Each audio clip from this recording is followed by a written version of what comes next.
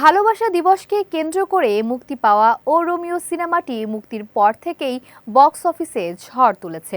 2 দিনেই সিনেমাটি প্রায় 20 কোটি রুপি আয় করেছে।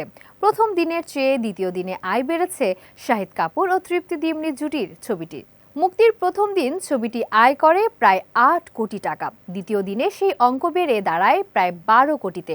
অর্থাৎ একদিনের ব্যবধানে আয় বেড়েছে 50%-এরও বেশি। 14 ফেব্রুয়ারি ভালোবাসা দিবস হওয়ায় রোমান্টিক ঘরানার এই ছবির প্রতি দর্শকের আগ্রহ ছিল চোখে পড়ার মতো। সিনেমার নামেও ও রোমিও থাকায় কৌতূহল আরও বেড়েছে বলে মনে করছেন বিশ্লেষকরা। এখন দেখার বিষয় তৃতীয় দিনে ছবিটি আয়ের ধারাবাহিকতা ধরে রাখতে পারে কিনা। দ্বিতীয় দিনের তুলনায় আয় কমে না গিয়ে যদি একই থাকে বা বাড়ে তাহলে সেটি ছবিটির জন্য ইতিবাচক ইঙ্গিত হবে। তবে একই দিনে গুরুত্বপূর্ণ ক্রিকেট ম্যাচ থাকায় দর্শক সংখ্যায় কিছুটা প্রভাব পড়তে পারে বলে মনে করছেন সংশ্লিষ্টরা।